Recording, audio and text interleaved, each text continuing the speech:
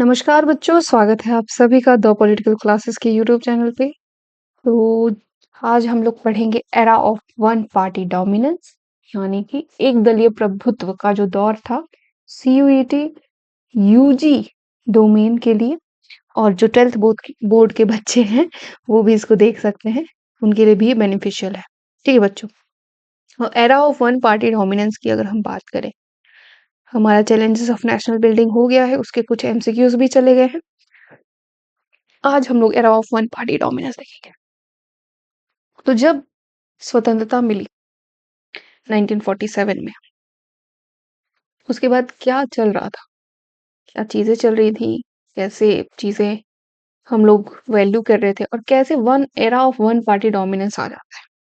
तो बच्चे, era of one party dominance में हम देखते हैं कांग्रेस का जो एक प्रभुत्व होता है उसको देखते हैं। कांग्रेस का जो एक प्रभुत्व है वो किस तरीके से आपका 1947 में अगर देखेंगे, उससे पहले था, ठीक है, उसके बाद कैसे वो बढ़ता है, ठीक है। प्री एंड पोस्ट इंडिपेंडेंस में कांग्रेस का जो एक प्रभाव रहता है क्यों बढ़ता है, एंड राइट नाउ ऑल्सो अगर हम बात करें आज के टाइम पीरियड की 2024 की, आज भी आपका कांग्रेस का जो भी कार्य है, कांग्रेस पार्टी ने जो भी कार्य किया है या जो भी चीजें की हैं, किस तरीके से उसने इफेक्ट किया है हमें, हमारी पॉलिटिक्स को आज भी कर रही हैं हमारे। कहा जाता है कि जो कांग्रेस के आज के गद्दावर जो नेता लोग हैं, वो अभी भी कहते हैं कि हमारे जो पुरखे थे या हमारे जो दादा दादी नाना नानी परदादा वगैरह थे, वो लोग क्या थे, उन्होंने इतना हमारा वो क्या कहते हैं, इतना देश के लिए संघर्ष किया, उन्होंने देश के लिए कुर्बानियां दी हैं, ठीक है। तो उस चीज का प्रभाव आज भी देखने को मिलता है कुछ ना कुछ। पर उस टाइम पीरियड पे कैसा था 1947 में, कांग्रेस जो है, जिस कांग्रेस को हम आज देखते हैं, जो कि राहुल गांधी, प्रियंका गांधी, सोनिया गांधी, इन सभी लोगों से जो इफेक्ट होती है। और इसी के साथ साथ हम ये भी देखेंगे कि बाकी जो पार्टीज हैं उनका क्या प्रभाव रहता है, ठीक है। यहाँ से क्लियर आउट हुआ। चलिए, तो भारतीय राजनेताओं को लोकतंत्र में राजनीति के महत्व का एहसास उनके देश को आजादी के मिलने के बाद हुआ। वे राजनीति को एक समस्या के रूप में नहीं बल्कि मुद्दों को हल करने के साधन के रूप में देखते हैं। क्योंकि भाई हम लोग इतने बड़े एक गुलामी के दौर से बाहर निकले थे, इतना संघर्ष था, इतना ज्यादा डोमिनेंस था, क्योंकि एक अगर कोई किसी गुलाम देश पे जब शासन होता है तो कैसे ब्रिटिश गवर्नमेंट ने हम लोग को रोका है, हमारे विचारों को प्रभावित किया है, हमें शोषित किया है, पूरी भरी पूरी जनता को। उस टाइम पे क्या था माइंडसेट, जितने भी इंडियन पॉलिटिशियंस थे, जो राजनेता थे, जो नेता लोग थे, उनका ये था कि हम क्या करें, हम राजनीति में वो ये नहीं कहते थे कि हमारा ये इधर बेनिफिट हो रहा है उधर बेनिफिट। उनका मेन साधन ये था कि हम कैसे लोगों की सेवा करके, rather they want to solve the problems, ठीक है। हमारा संविधान उसी में 26 नवंबर 1949 को अनुमोदित किया गया और 26 जनवरी 1950 को लागू होने से पहले 24 जनवरी 1950 को इस पर हस्ताक्षर किए गए थे। उस समय एक अंतरिम सरकार थी और वह राष्ट्र की प्रभारी भी थी, ठीक है। यानी एक गवर्नमेंट थी, इंटरिम गवर्नमेंट थी, जो कि बनाई गई थी ताकि शासन व्यवस्था जो है वो खराब ना हो, ठीक है। उसी टाइम पे हमारा कॉन्स्टिट्यूशन भी बन रहा था, उसको भी रेक्टिफाई किया गया, फिर उसको लागू किया गया। ये दो डेट्स, तीन चार डेट्स आप लोग याद रखिएगा। पहला तो 26 नवंबर, फिर दूसरा 24 जनवरी, एंड देन आपका 26 जनवरी 1950। 1950 किस दिन साइन किया गया था एंड किस दिन उसको हम लोग बन गया था हमारा कॉन्स्टिट्यूशन, ये तीन डेट्स जो है उसके अकॉर्डिंग रहती है। जनवरी 1950 में भारतीय चुनाव आयोग की स्थापना हुई। भारत के मुख्य चुनाव आयुक्त के रूप में सुकुमार सेन, सवाल आता है आपका सीयूईटी यूजी के रूप में नियुक्त किया गया था। यह अनुमान लगाया गया था कि देश में 1950 में किसी समस्या का पहला आम चुनाव, किसी समय का पहला आम चुनाव होगा। हमारे देश का ये पहला आम चुनाव कहा गया कि भाई होगा, ठीक है। चुनाव आयोग को जल्द ही एहसास हुआ कि भारत जैसे बड़े देश में स्वतंत्र और निष्पक्ष चुनाव कराना आसान नहीं है। क्यों नहीं है भाई? क्या गया कि 1950 तक हम करेंगे आम चुनाव, पहला लोकसभा जो जनरल इलेक्शन है होगा। क्यों? उसका कारण यह था कि इतनी आबादी थी, उनका वोटर आईडी कार्ड बनाना, ठीक है, उनका पूरा उनका डाटा जो कलेक्ट करना था, डाटा कलेक्शन जो हुआ, वो इतना हार्ड हो गया, बहुत ज़्यादा हार्ड हो गया। कहा जाता है कि जो फर्स्ट हमारा जब चुनाव हुआ था, तो उस टाइम पे जो और महिलाओं के जो नाम थे, क्योंकि महिलाएँ इतना झिझक में रहती थी, उनको अपना नाम तक नहीं याद था, उनका कुछ याद नहीं था, चाहे बड़े, बूढ़े कोई भी हो, उनको नाम तक नहीं याद। उनको कैसे हम लोग कहते थे कि फलाने की बीवी, फलाने की बहन, फलाने की बिटिया, इस नाम से। क्योंकि लोग उस टाइम पे वो क्या कहते हैं, हम आज़ाद तो हो चुके थे, पर mentally we are not free.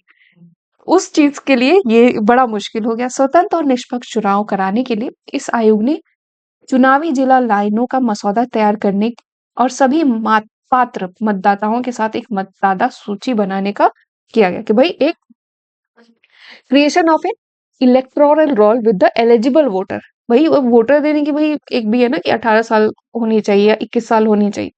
ठीक है। पहले आम चुनाव ने एक विकासशील अशिक्षित राष्ट्र में पहली महत्वपूर्ण लोकतांत्रिक परीक्षा के रूप में कार्य किया। मतलब जैसे एक नहीं होता कि हम लोग का फाइनल एग्जाम होता है बोर्ड का, उसी तरीके से जो पहला आम चुनाव हुआ वे उसी तरीके था। उस समय तक लोकतंत्र केवल कहाँ-कहाँ था? यूरोप, उत्तरी अमेरिका में धनी बड़े पैमाने पर जो पढ़े लिखे लोग थे बस उन्हीं तक प्रचलित था और किसी तक नहीं था। ठीक है।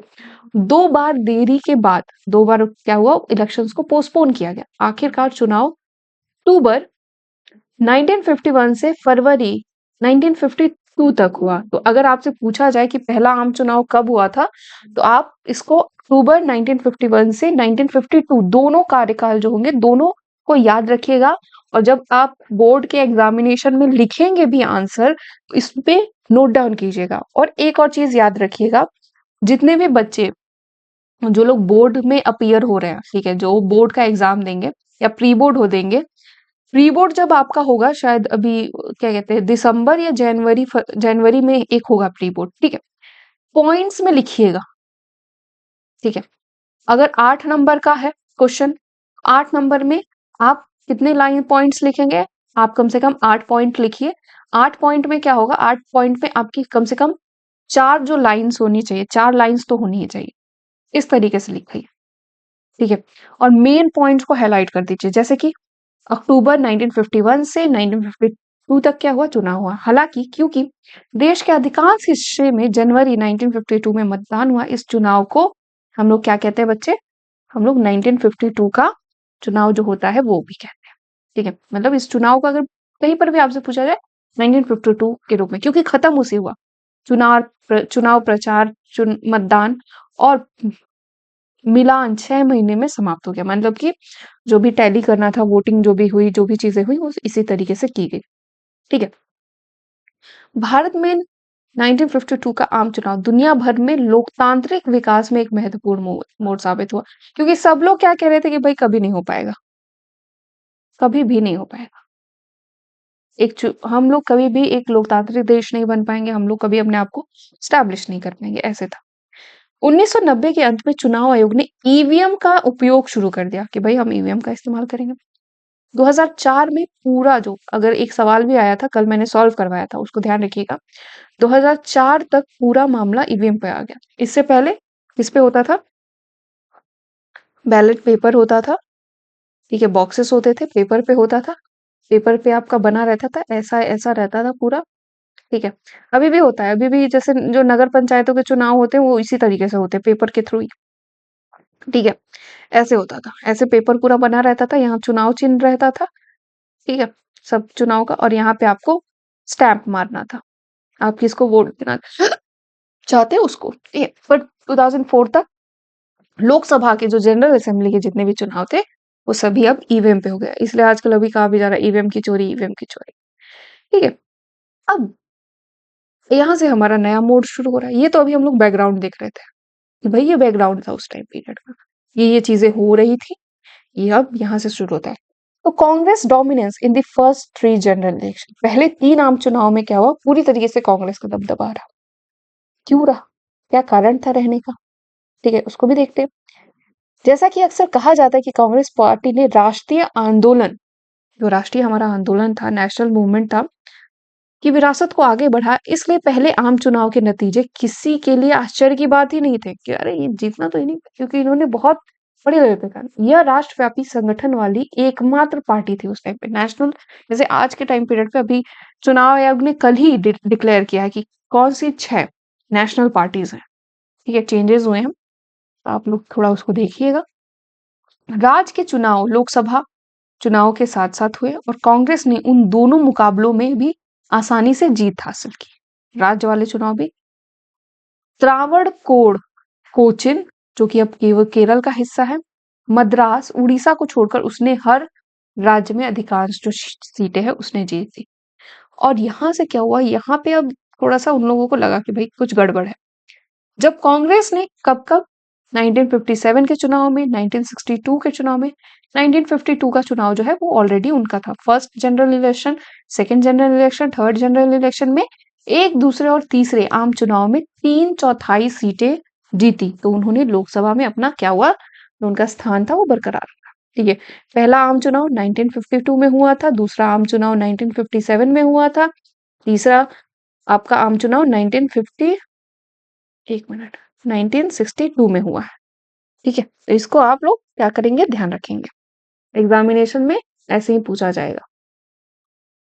अब प्रॉब्लम कब आती है कांग्रेस के सामने, जो कम्युनिस्ट विक्ट्री इन केरला होती है, केरल में जो कम्युनिस्टों की विजय होती है वो काफी क्या कहते हैं, इन लोगों के लिए धक्का होता है कि भाई अब तो हमारा प्रभुत्व जो है वो खत्म हो रहा है।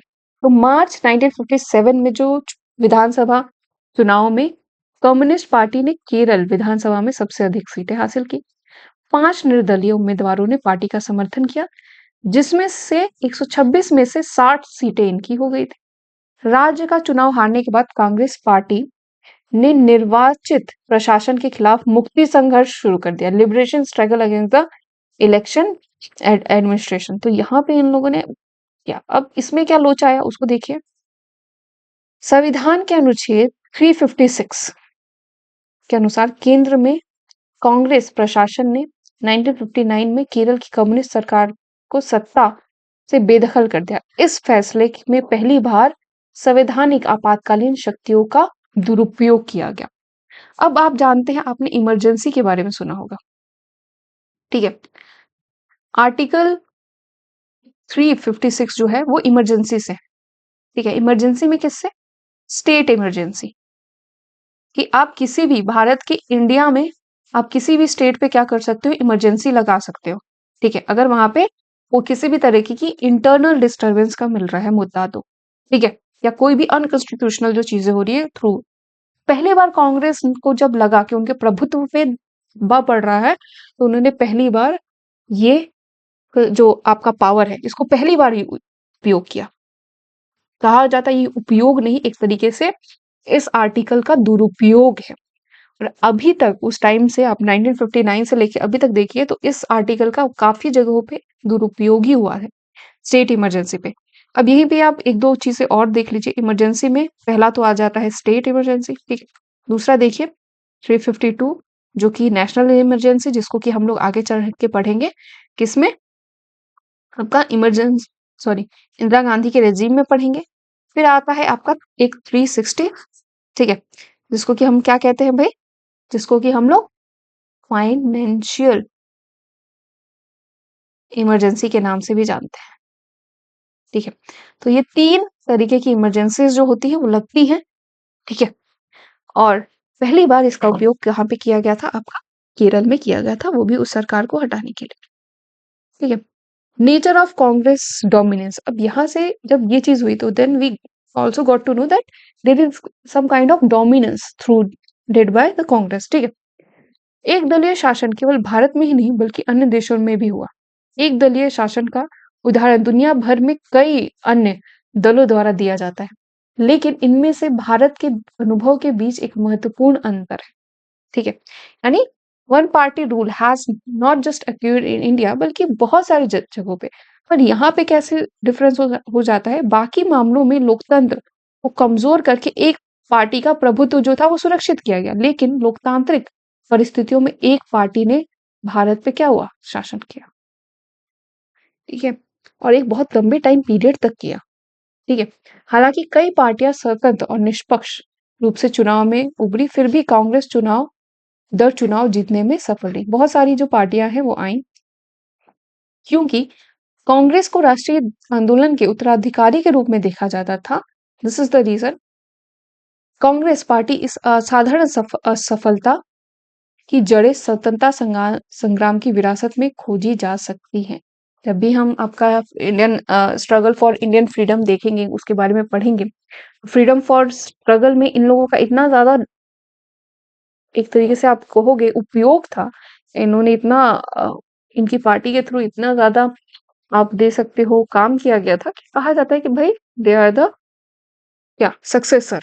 ठीक है, ये लोग क्या है, एक इनका ये सक्सेसर है हमारा, इसलिए भी काफी ज्यादा देखा जाता है। By the time of independence, the Congress had evolved into a social coalition that broadly represent the diversity of caste, classes, faith and language and a range of interest within India.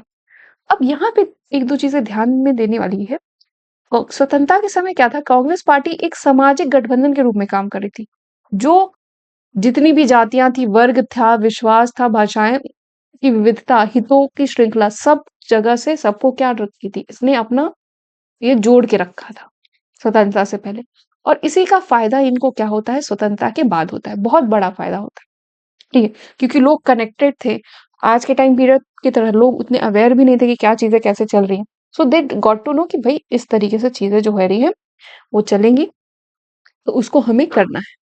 ठीक है बच्चे, चलिए अब आगे इसका देखते हैं।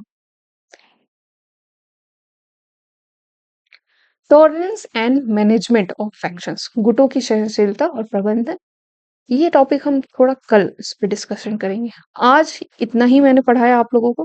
ठीक है, आगे के कुछ टॉपिक्स है जिस पे कि हम लोग करेंगे, और आप इसमें एक दो चीजें ध्यान रखिएगा। ठीक है, अब यहाँ से आपको पता चल रहा है, एक चीज ध्यान रखिए, बोर्ड वाले बच्चे और सीईटी वाले बच्चे। बोर्ड वाले बच्चे क्या करेंगे, बोर्ड वाले बच्चे इनका आप लोग पक्का नोट्स बनाइए। ठीक है, और सीईटी वाले बच्चे भी बनाइए, सीयूटी यूजी के जो बच्चे हैं वो लोग भी, क्योंकि भाई जो लोग, काफी ऐसे लोग हैं जो सीयूटी यूजी का पर्टिकुलरली तैयारी कर रहे हैं, और कुछ ऐसे भी लोग हैं जो सीयूटी यूजी एंड बोर्ड दोनों का प्रिपरेशन कर रहे हैं। So you have to focus on objective and you also have to focus on subjective। ठीक है, यानी कि लिखना है तो नोट्स बनाना पड़ेगा दोनों लोगों को। फैक्ट्स में क्या रखिए, जो डेट्स हैं, जो स्टेटमेंट्स हैं, इन सभी को ध्यान में रखिए, and these are the important factors. ठीक है, तो यहाँ तक आप लोग को समझ में आया, आई होपफुली, मुझे लग रहा है समझ में आया होगा। और मैं चाहती हूँ इस क्लास को हम लोग कल कंटिन्यू करेंगे। ठीक है, तब तक के लिए अपना ख्याल रखिए, टाटा बाय बाय। चैनल को लाइक शेयर एंड सब्सक्राइब जरूर कर दीजिएगा आप सभी लोग। Thank you so much and all the best.